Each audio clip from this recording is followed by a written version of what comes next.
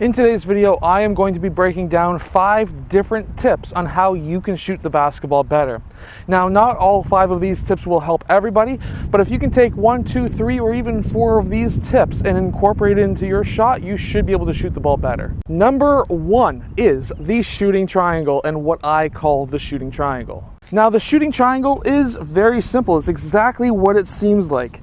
Your elbow and your shoulder need to be pointing towards that rim, and then this ball needs to be over top of your shoulder, upper arm, or elbow. Because we have to remember that everything has to be in line with the rim. So that needs to be your shoulder and elbow.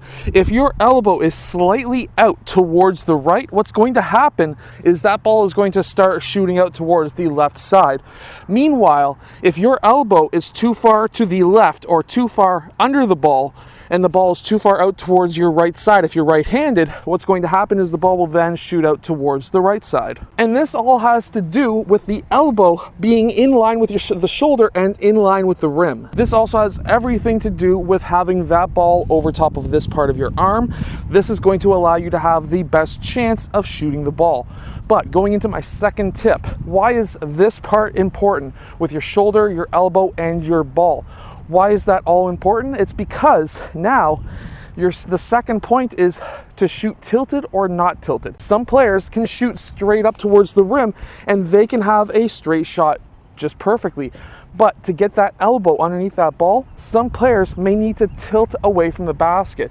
So if you find that you cannot be squared up towards the basket, tilting your body away from the rim, so if you're right-handed, you would tilt left away from the rim, then that is going to possibly allow you to shoot the ball more accurately. We actually see this a lot with left-handed players. A lot of left-handed players will really ridiculously tilt away from the rim just so that they can get this shoulder and elbow in line with the rim.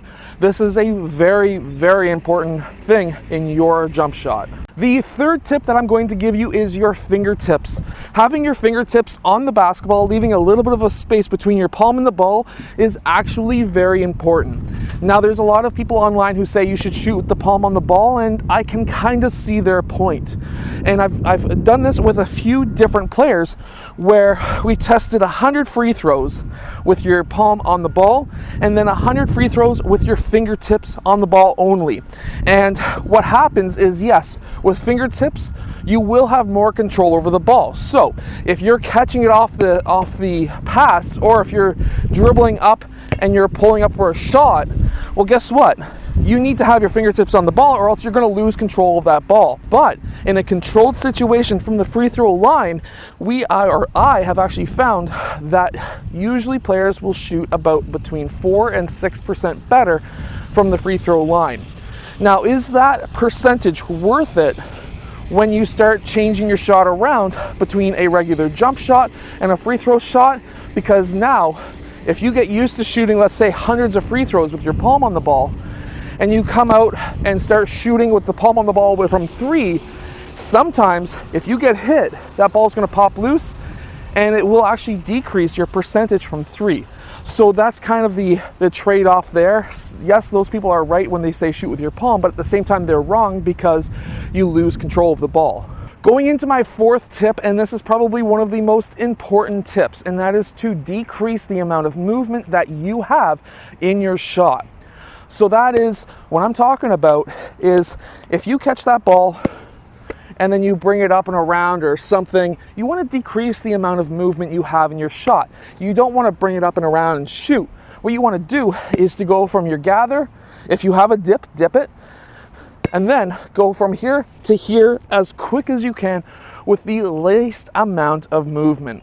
Now, the reason for this is, if you are bending your elbow on the way up, what happens if you're now being rushed and you can't bend your elbow as fast, or maybe you can't bend it as much as you normally can? That starts really decreasing in your consistency.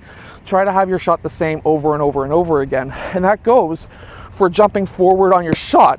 If you shoot and you hover forward into your shot, so if you catch, shoot, and jump forward, well, guess what happens now? If you jump forward in your shot, if you want to have a consistent shot, you have to jump the exact same distance every single time. That gets very, very hard. And this is why you'll have coaches who say, try to jump straight up and straight back down with your shot. Try to jump straight up and straight back down with your shot every single time. Why? Because it will add to your consistency. And you can actually practice this very easily. So somehow there's a rust mark on this court. What you can do, spin the ball to yourself, plant your feet, do the dip, or however which way you shoot the ball, and then take that shot and try to land on the exact same spot as when you shot. So if you're about to shoot, make sure that you land on the same spot.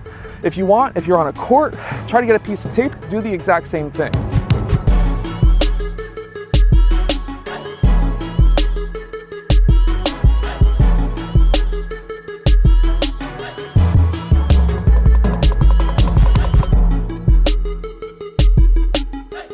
So I'm not too sure if I landed back on the dot, but of course I hope that I will put up a little graphic to see if I did or not. And my fifth point is to record you shooting. Record yourself shooting. Get to a basketball court. Outside, inside, it doesn't matter.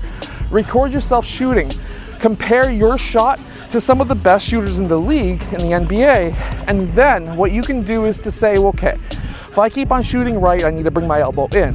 However, let's try to compare how some of the pros shoot and then see if that small little tips that they do can help us. Now, I hope that this video helps you become a better shooter in basketball. If it does, hit that like button, subscribe, and I'll see you guys again next time.